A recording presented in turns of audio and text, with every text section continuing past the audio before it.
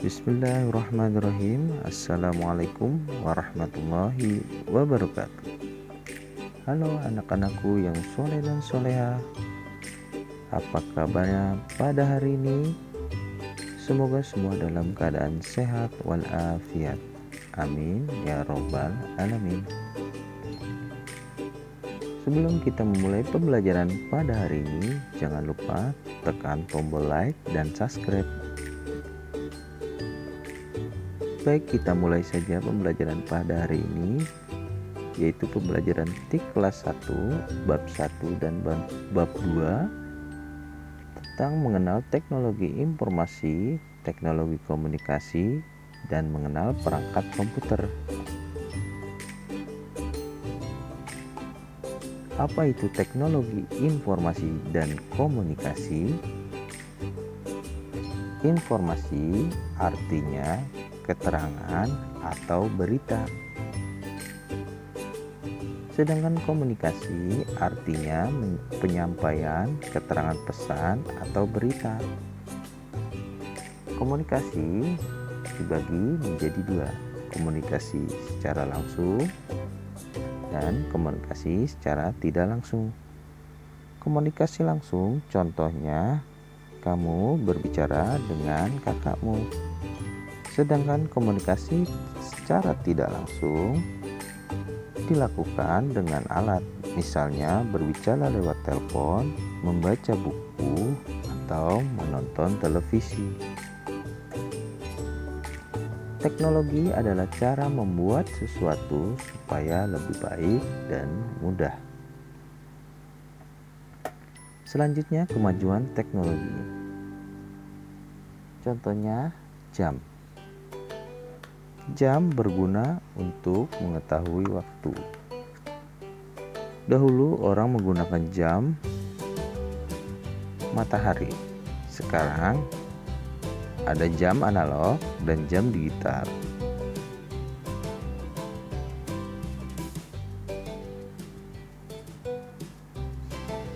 Selanjutnya contoh kemajuan teknologi. Telepon. Telepon berguna untuk berkomunikasi. Dahulu telepon tidak bisa dibawa kemana-mana. Kemudian muncul telepon genggam. Telepon genggam bisa dibawa kemana-mana. Sekarang ada lagi telepon jenis baru, namanya telepon pintar. Dalam bahasa Inggris disebut dengan smartphone.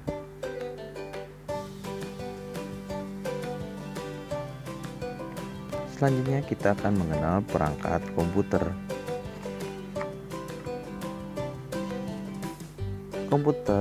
Komputer meja disebut dengan desktop atau komputer. Komputer jinjing disebut dengan laptop atau notebook.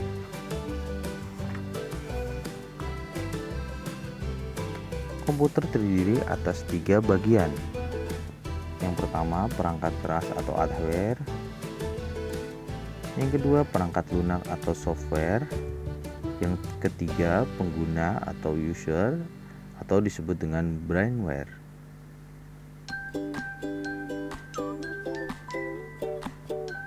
Perangkat keras atau hardware. Ada banyak perangkat keras.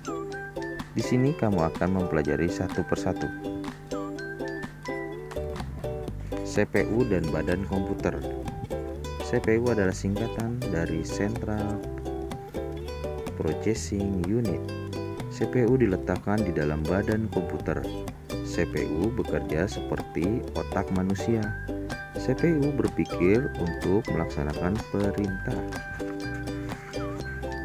Selanjutnya yaitu monitor. Monitor ini seperti layar televisi. Monitor berguna untuk menampilkan gambar atau tulisan. Selanjutnya, keyboard atau papan ketik.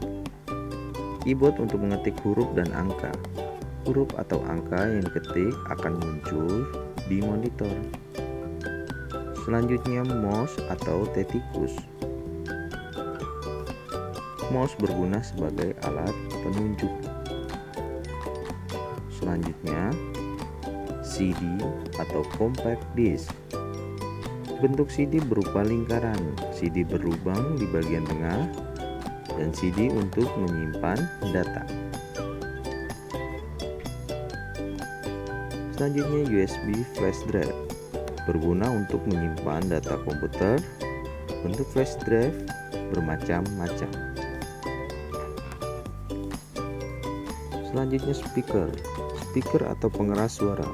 Pengeras suara berguna untuk mendengarkan suara dari komputer. Selanjutnya, scanner digunakan untuk menyalin dokumen atau gambar. Kerja scanner seperti mesin fotokopi. Dokumen yang disalin dapat disimpan dalam komputer. Dokumen yang disalin juga dapat dicetak. Printer atau pencetak.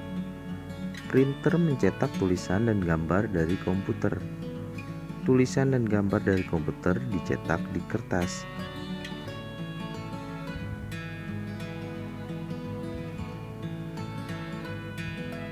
Selanjutnya, kamera video digital berguna untuk merekam gambar atau video.